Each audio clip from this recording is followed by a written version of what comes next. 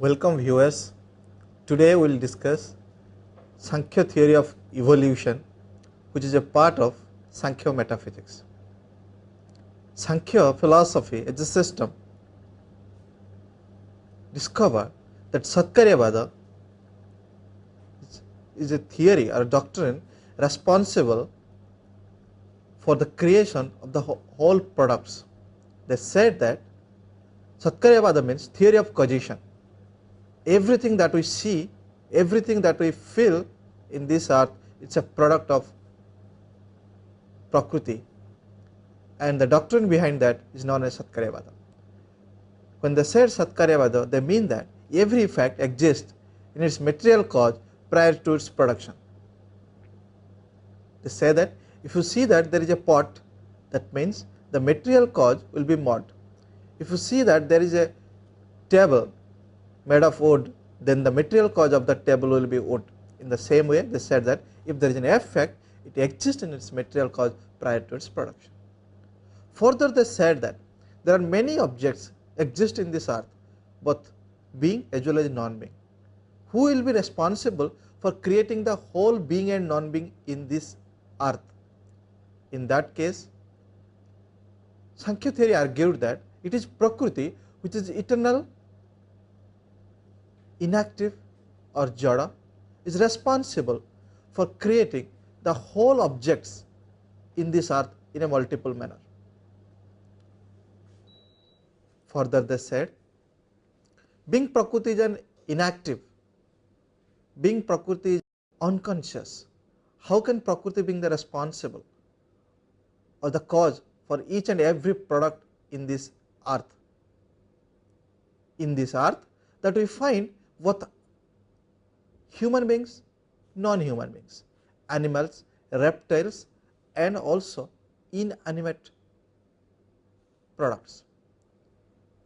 Now the question arises, who is the real responsible or which is the real material cause for creating the diversified objects in this earth? Samkhya said that if all these things that we see, both animate and inanimate objects in this earth, these are the effects, then the material cause will be Prakriti, which will be an eternal one. So the material cause, or known as Pradhana or Prakriti, is the sole cause for creating the diversified object in this earth. Samkhya further claimed that Prakriti being an inactive, unconscious, eternal reality cannot create the whole product until unless there is an efficient cause. That means, in an ordinary way, or an example if I give you, the mud itself cannot produce the pot. There is an efficient cause involved in it to bringing out a pot from the mud. Hence, they said that we need an efficient cause, and in this regard Samkhya claimed that it is Purusha, which is eternal and pure consciousness. On the one hand, they said that Prakriti is active but unconscious. On the other hand, they said that Purusha, or the efficient cause, is inactive but having pure consciousness. So now these two eternal reality responsible for creating the different products in this earth. Purusha has been the consciousness involved in creating many objects that you see have life in this earth. For examples, human beings, animals, reptiles, insects, etc., etc., even the tree. Those objects which does not have a life in this earth are inanimate objects, the creation because of the Prakriti. It is the Prakriti responsible to create or produce all these inanimate objects as well as animate objects. Now let us see in this class how this Prakriti and Purusha involved, in which way or in which direction or in which method, so that all the beings and non-beings comes to the existence in this earth. Now question arises, how the evolution starts, how the evolution begins, because Prakriti in one hand is an eternal object, is a different features, or the material cause responsible for the whole animate and non-animate objects in this earth. On the other hand, Purusha is being pure consciousness and inactive. however, it is eternal and ubiquitous. Since there are two sides of two eternal realities and they are not just coming with each other accidentally, if this is so, how the evolution starts? Because Prakriti itself cannot create the objects of this earth independently of Purusha, and also Purusha independently cannot create the animate objects in this earth. Now, let us see how they gets closure, whether there is a proper interaction, proper contact happening between Purusha and Prakriti or not. But Samkhya claims that it is Prakriti and Purusha, these two eternal realities, responsible for creating the all objects in this earth. Now, if you see my slides, I said the Samkhya philosophy subscribes the theory of causation, the Satkharyavada, and there are two eternal realities. On the one hand Purusha and the other hand is Prakriti. Purusha is inactive, pure consciousness and eternal. On the other hand, Prakriti is jada or material, responsible for creating the all objects in this earth. Now, the immediate question arises, how this evolution begins or how the objects of this world created. Is it just because the Purusha and Prakriti get close with each other, or the contact between Purusha and Prakriti causes the creation of the products in this cosmos? To responding this question, Samkhya said that there is no real contact that you found between Prakriti and Purusha. What they said is that since you do not find there is a pure contact between Purusha and Prakriti, but still you find there is a evolution. They argued that Purusha and Prakriti, their mere closeness with each other, since they are coming close to each other, the Prakriti is a female, gets high, get vibrates, so that the gunas, that sattva, raja, tamas gunas that you find in a Prakriti get disturbed. Once this gunas get disturbed, what happens? There are two kinds of disturbances you find in Prakriti. One is Swarupa, that means each gunas has own changes, get its own changes. In case of Virupa, each guna try to dominate others. Prakriti is nothing but, as you know, is the state of equilibrium of three gunas, sattva, raja, tamas. When Purusha comes close to the Prakriti, the three gunas of Prakriti get disturbed. When these three gunas get disturbed, whether they are associating or dissociating constantly, the evolution starts.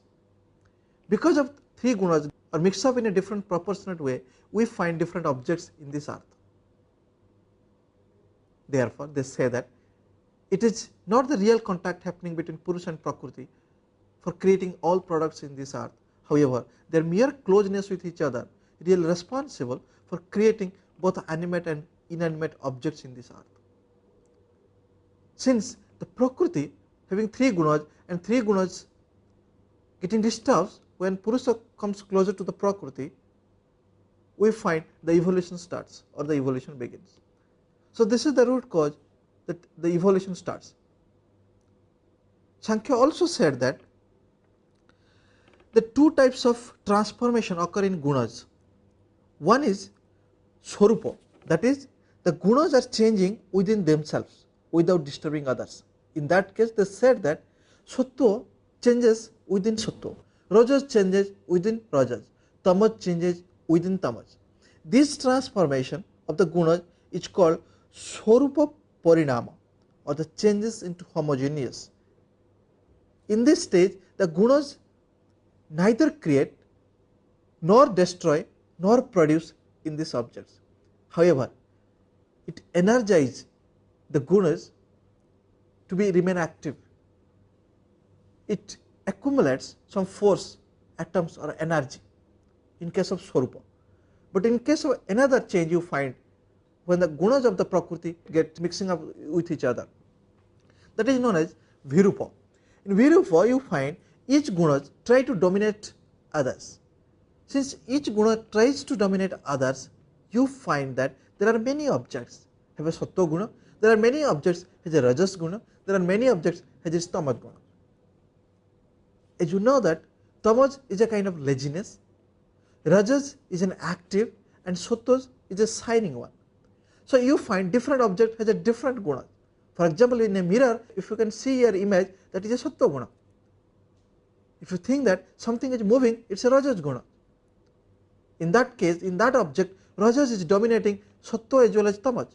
But in other cases, like a wooden table exists in a particular place for a long time, it is a Tamas guna, it is a laziness, it is a darkness or heaviness. In that case, Tamas guna tries to dominate Sattva and Rajas. So it is basically heterogeneous in nature. When these three gunas are mixed up in a heterogeneous way, we find real evolution starts. Because we find there are different objects in this earth, hence there are different gunas you find in different objects, they are mixing up with each other in a different proportionate. Therefore, we claim that Samkhya philosophy subscribes that it is because of Purusa and Prakriti truly responsible for creating the different objects in this earth. We also see, or we will also discuss, that how the order of evolution starts. Now, if you see the next slides, I said that Virupa guna, about the Virupa guna, the same thing I have stated clearly. In case of Virupa guna, it is the heterogeneous of nature when the gunas, three gunas are mixing up with each other in a different proportionate, and at the same time each guna tries to dominate other two gunas. If this is so, if this is the situation, then the true sense of evolution starts. An example given to understand the closeness of Purusa Prakriti and how this evolution starts. Samkhya philosophy has given a very interesting example that you find in different books in Indian philosophy. They said that Purusa, let us consider as a layman, and Prakriti is a blind man, and these two blind and laymen wants to go somewhere to reach in some destination. So in that case, what happens? The lame man will be sitting on the shoulder of the blind man and guides the blind man to go to a particular direction so that they can reach together to a particular destination. This example will be fit for this evolution purpose, to understand the concept evolution. Samkhya said that it is a Purusa and Prakriti that comes closer together or nearness, as a result the evolution starts. It is like oil and lamp. The oil and flame both are contradictory with each other, both have different nature. However, the lamp to be burned, we need both flame as well as oil. In the same way, they said that though Prakriti and Purusa have two different characteristics, or they are two different eternal realities, however, they mix up or their closeness with each other really causes the evolution to start, really causes all the products that we see in this earth. Thus, they said that like a lame man and a blind man, how they will be helping with each other to reach a particular destination. In the same way, Purusa Prakriti are getting closer to each other, is responsible for creating the different objects in this earth. Now, we will see that the order of creation, Kapila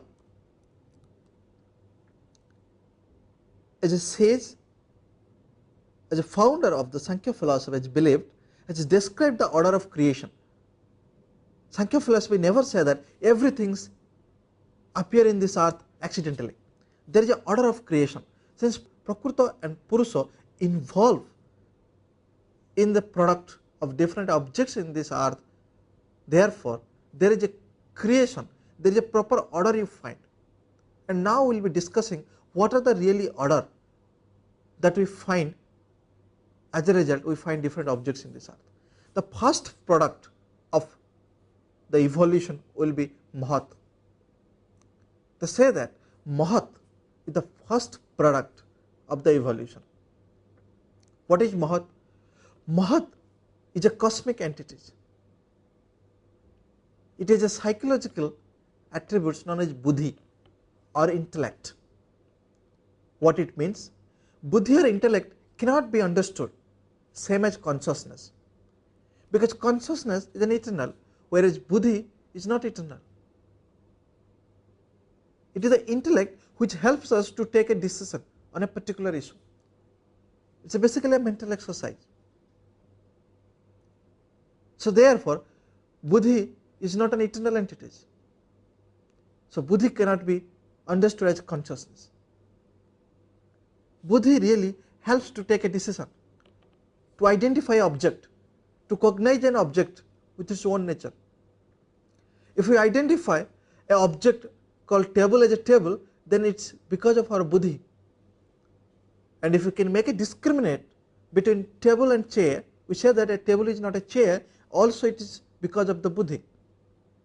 Samkhya says that it is the first product of evolution, it is cosmic in its nature, and the psychological aspect of Mahot is known as intellect or buddhi. Buddhi should be understood not as consciousness, because consciousness is an eternal entity, whereas buddhi is a material entity. Buddhi is a part of memory which helps us to take a decision on a particular issue. In this case, Samkhya argues that Sattva as a guna dominates the other two gunas, that is Rajas and Tamas. And in this case, in the first product, it helps us, it helps the jiva or the soul or the human beings to identify the real nature of self or soul. As a result, human beings understand the true nature of the spirit, or what is the understanding behind the concept Atman. So therefore, Samkhya said that buddhi or Mahot as a product is responsible for understanding the supernatural entity known as Atman.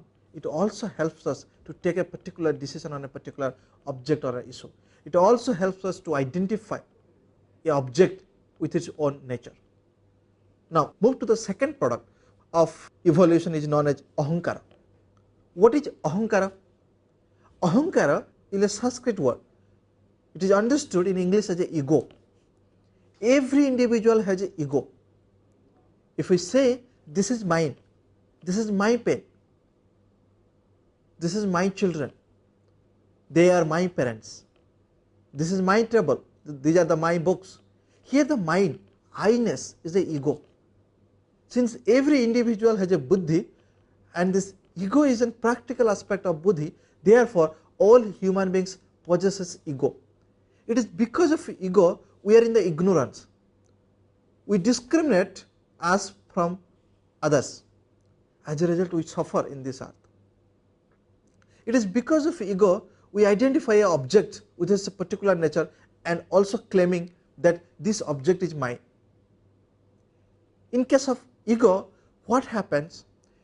Our sense organs contact to a particular object and the mind try to analyze that object and also sends the information to our mental process, saying that try to identify the particular nature of that object. Once we try to identify the particular nature of the object, it is because of the Mahata we also identify the object name is so and so. Henceforth, we can claim that that object is so and this is mine, because I perceived it and henceforth I know it. Now some of the description given in my slide, you can see ego is identified as I or mine feeling of an individual. That means when you say that this is my pain, here the minus is an ego of an individual. Every individual has buddhi.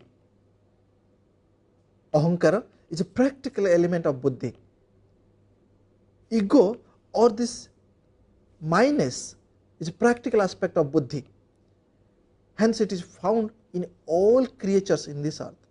Because of ego, the Purusha looks upon himself as an active agent, desire and strive for the ends that he or she achieves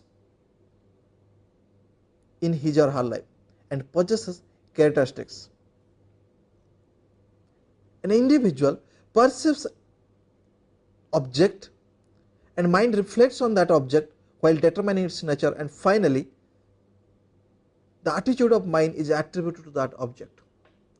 What really issue happens here is that it is a Purusa because of ego. Purusa is an eternal entity and pure consciousness. Because of ego, it tries to get the maximum pleasure from different objects in this earth.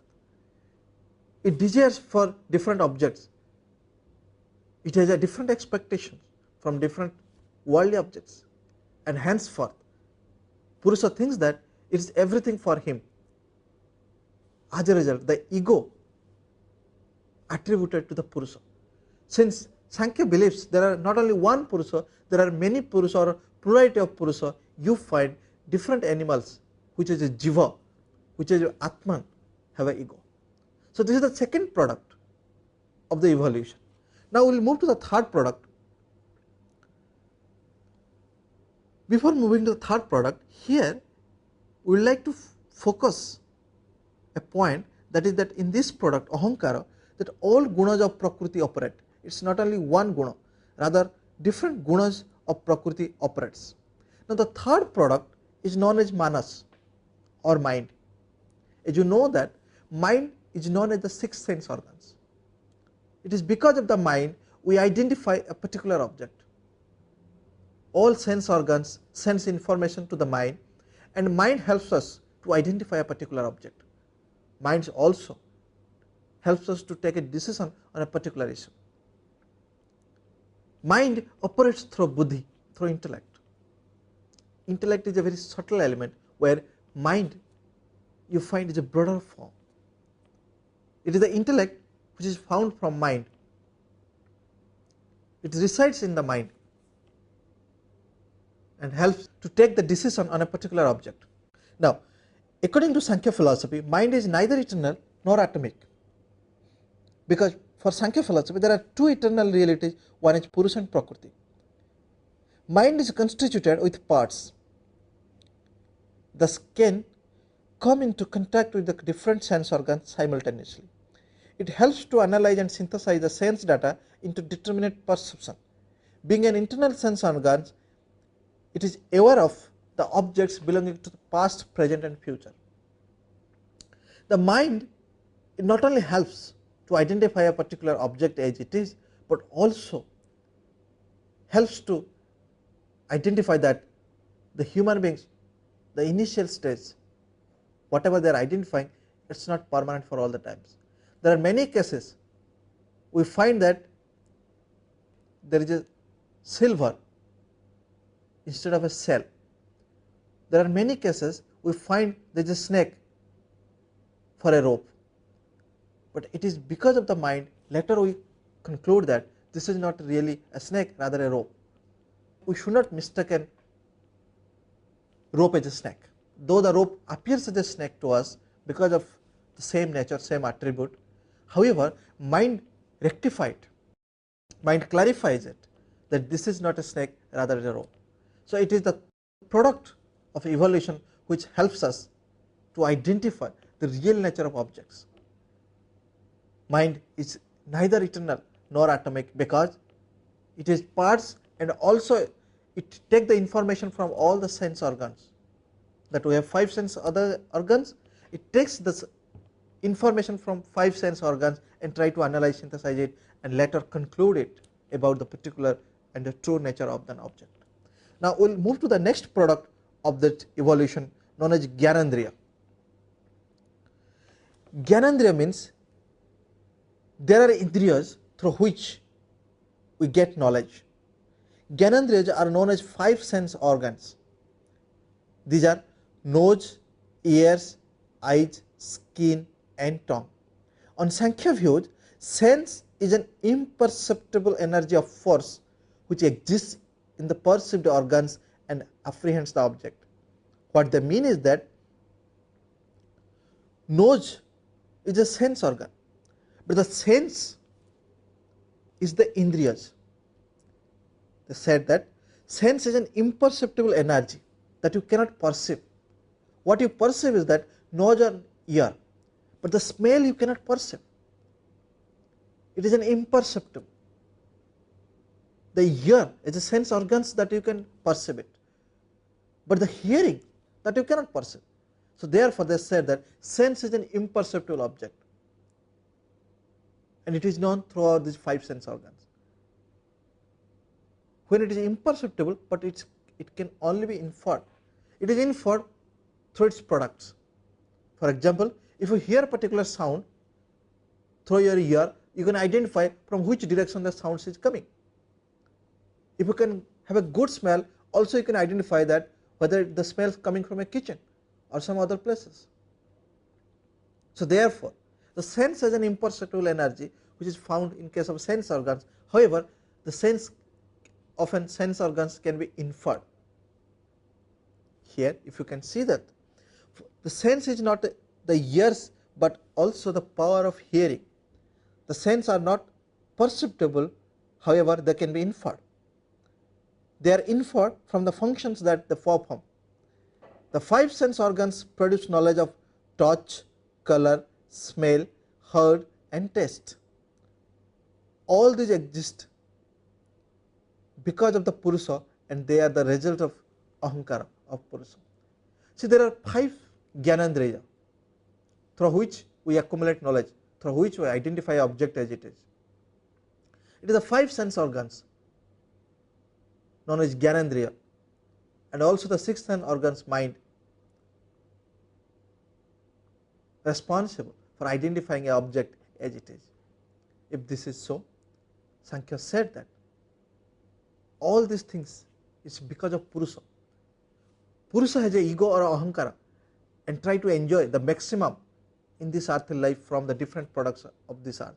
Therefore, every jiva has all these features. Every human being have all these features. As a result, human beings able to identify an object as it is. It is a Gyanendriya.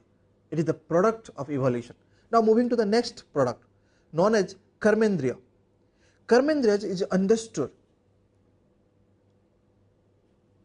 as the 5 sense organs of action which reside in mouth, ear, feet, anus or the sense organs. This Karmendriya is the product of evolution known as 5 organs of action, and these are the 5 organs of action which performs really to act many things. These 5 sense organs functions respectively as speech. From mouth we will have utter something, that is a speech. Through the ears we hear many things and we identify that this voice is different from that voice and this voice is made by so and so but not so and so. Through feet we move. Any human beings, any jiva in this earth move through the feet. Excretion, it's an anus. It helps us to make our body clean, and the sex organs responsible to reproduce one after another. As a result, we find the different generation in this earth. The cause of this creation of these organs is the desire of Purusha for his experiences, because Purusha is being a pure consciousness, try to enjoy all the product of Prakriti. So since there are different sense organs, this is a different attribute that the Purusha try to enjoy through different sense organs. So these are the 5 organs of actions prescribed by Samkhya philosophy known as Karmendriya.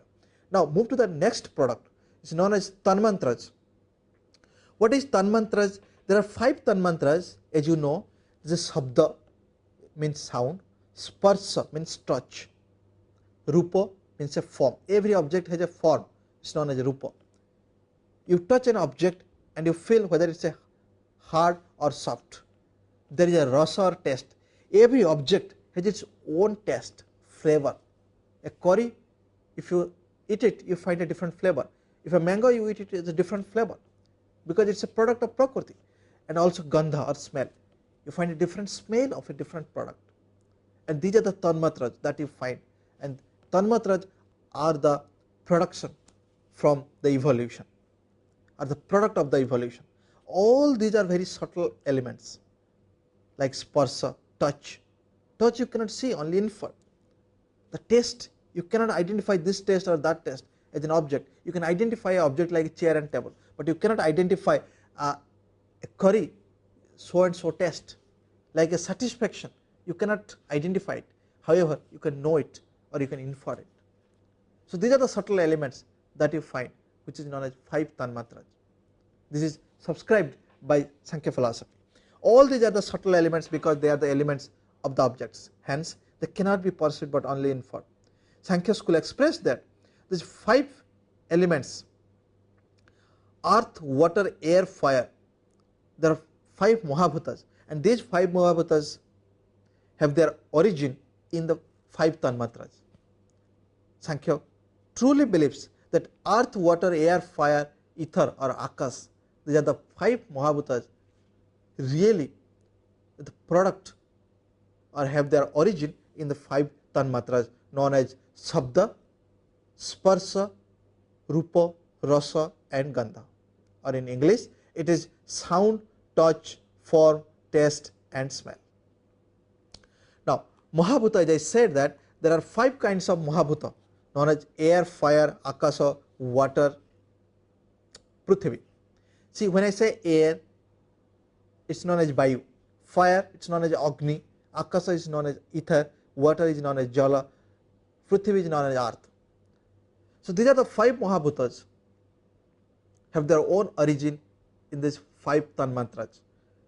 Their respective qualities are touch, color, sound, taste and smell. Air you can touch, the fire has a different color. The attribute of fire or the quality of fire is a color, whereas the sound, if you can hear it, it is the quality of Akasa, and the taste you get from the water and also smell from the Prithvi or earth. Therefore many people claim that after rain there is a good smell in this earth. So these are the products that you find in the evolution process, and these are the proper order given by the Kapila. Kapila is the founder of Samkhya philosophy, and these are the order truly accepted or prescribed by the Samkhya philosophy. Now in the diagram we will see that how this order happens. Now as you can see this diagram, this is a Samkhya theory of evolution. In the above you see that Purusha, and the left side you can see the Prakriti. When Purusha and Prakriti comes closer with each other, the 3 gunas of Prakriti get disturbed, and also you find 2 kinds of disturbances. One is homogeneous, another is heterogeneous. In homogeneous, each guna try to activate itself, but in case of heterogeneous in their nature, one guna try to dominate other 2 gunas. So therefore you find the first product is known as Mahat, second product is Ahankara. Ahankara is an ego, and Purusha is a super consciousness or pure consciousness has this ego. Therefore try to enjoy as maximum as possible from the products of Prakriti, because Prakriti being an unconscious active element cannot enjoy its own product. To enjoy the Prakriti product we need a Purusha which is a pure consciousness, and because of pure consciousness it has its own Ahankara. After Ahankara, if you find Mahabhuta, there are 5 Mahabhuta known as Akasa, Vayu, Agni, Jala and Prithvi. Also you find Tanmatras. It is a product of Samkhya evolution. There are 5 Tanmatras known as Shabda, Sparsha, Rupa, Rasa, Gandha. Also they said that Gyanandriya, through which we identify object as it is, through which we accumulate knowledge. It is a 5 sense organs known as eyes, skin, ears, nose, tongue. They also said that Karmendriya, that means organs of actions, mouth, hand, feet, anus and sex organs. So these are the graphs, these are the pictures through which you can understand the Samkhya theory of evolution. And as you know that everything has its purpose. Nothing will be happen in this earth without any purpose. Like every event has a cause, nothing will happen in this earth without a cause. Therefore Samkhya said that these are the order we prescribed because there is a purpose behind this, and the purpose they made is nothing but a teleological purpose. That means if everything, all the products have a different nature, different attributes in this earth, and Purusha and Prakriti involved to create the all products in this earth, then what is the purpose of it? Samkhya argues that Prakriti, being a material cause, is responsible to create all these objects in this earth, but who will be enjoying it? For whom it is created? So therefore the purpose that Purusha should enjoy all the product, for that the whole different way of object get created in this earth, and we find it is all these products, because of their different nature and different purposes, it is useful for us, and we use the different object differently. In my slide, if you see, the evolution of Samkhya is not the mere combination of atoms, it is teleological evolution. As I said now, all objects in this world are created for the self, soul, Atman or Purusha. Every object indirectly fulfills the purpose of the Purusha, because Purusha being an eternal and pure consciousness, and it resides in all jivas. Henceforth, Purusha thinks that all the products of Prakriti should be enjoyed purposefully and intentionally. Although Prakriti and Purusha are contradictory with each other, however, they help each other to create all the objects in this earth. For example, Samkhya said that the oil as well as flame, both are contradictory in their own nature. However, when the lamp has to be burned, we need both fuel, we need both oil as well as the flame. Without these two, the lamp won't be burned. Henceforth, in that way, Purusha and Prakriti really involves with each other to get different products in this earth. Now, there are few criticisms made against Samkhya theory of evolution. People argue that Samkhya clearly mentioned that in this earth we have different objects, we have different animate and inanimate objects, and Purusha is involved for creating the animate objects which is a life. Therefore, they claim that there is not only one Purusha, there are plurality of Purusha. In the other hand, they said that there are many inanimate objects also you find this is a product of Prakriti, because Prakriti is the material cause. The question arises, if Purusha and Prakriti is responsible for creating the whole objects in this earth, then how they become eternal? Because all the energy coming from them and still they are eternal. And when they said that these are the sequence of the product of the evolution, what is the logical behind this? Is it necessary that without Karmendriya, Gyanendriya cannot be understood? Or if Karmendriya does not exist, Gyanendriya cannot exist? Is it necessary that first Gyanendriya, then after that Karmendriya should follow? Is it necessary that Ahankara followed by Manas? Not necessarily. Therefore, many of this school, many of this later period of philosopher claim that the Samkhya theory of evolution and the Kapila prescribes in the order of the creation, order of the evolution, does not fulfill the logical necessity as well as metaphysical necessity. Why it is not a logical necessity? Because it is not necessarily that one person should find that mind is the prior product, then this Gyanendriya. Not necessarily. And also it is not a metaphysical necessity, because without Karmendriya it is not necessarily that Gyanendriya cannot exist or does not exist. And henceforth, the claim that though there is a order of creation prescribed by Samkhya philosophy, still it does not solve logical or metaphysical necessity. This is the first criticism made against Samkhya philosophy, against their view on the order of the creation, order of the evolution of the product. The second criticism made by Dr. Sarvepalli Radhakrishnan. Dr. Sarvepalli Radhakrishnan is a philosopher, is an eminent politician, is a great thinker and a great social worker. He was a president of India in early times. He loves Indian philosophy and also reads Upanishads so much. He written Upanishads in his own view. Until we also consider Upanishads view as Radhakrishnan's view. Radhakrishnan in this account in this regard made criticism against Samkhya theory of evolution by stating that Samkhya theory or Samkhya philosophy, Samkhya system has developed some of its own assumptions.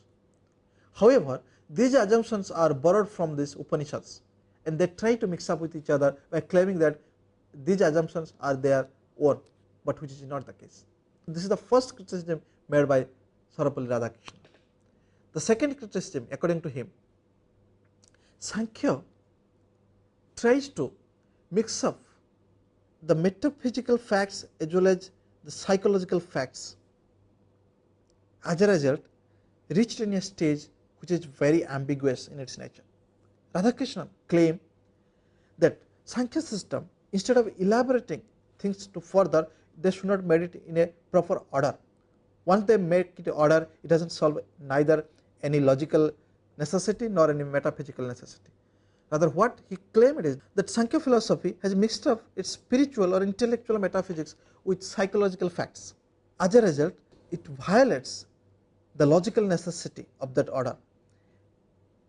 Further, they said that since the evolution cannot find in the proper order, Samkhya argument is neither adequate nor logical. So these are the criticisms made against Samkhya theory of evolution. Now I will brief it what we have discussed so far. First, we said that how Samkhya theory of doctrine, how Samkhya theory prescribed the doctrine of Karyavada.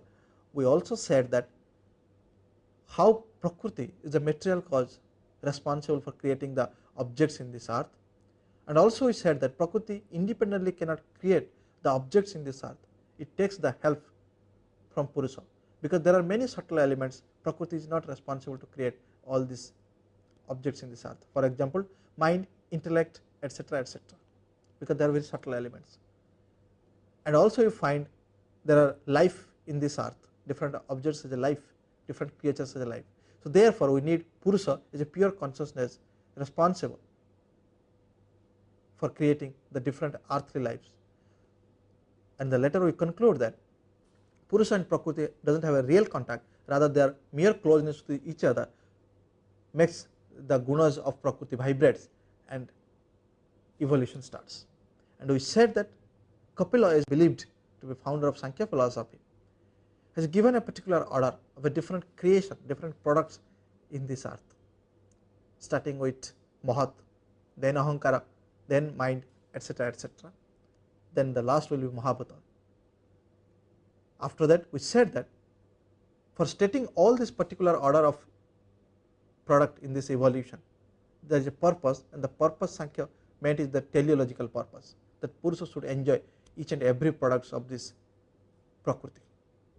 For that, Prakriti tried to create different objects in this earth. Then later, after that, we discussed that there is some criticism made against Samkhya theory of evolution, that how that Samkhya theory of evolution, the explanation are not a logical and metaphysical, not fulfilling the metaphysical and logical necessity. And also we had discussed about Dr. Sarvepalli Radhakrishnan's criticism against the Samkhya theory of evolution. I hope now you have understood the Samkhya theory of evolution. In the next class, we will be discussing the Samkhya theory of epistemology and their Samkhya theories, Samkhya systems views on liberation and bondage. And after that, Samkhya philosophy will be covered completely. So far we have discussed Samkhya metaphysics, and next class we will be discussing Samkhya metaphysics, Samkhya epistemology. So metaphysics is over now. Thank you.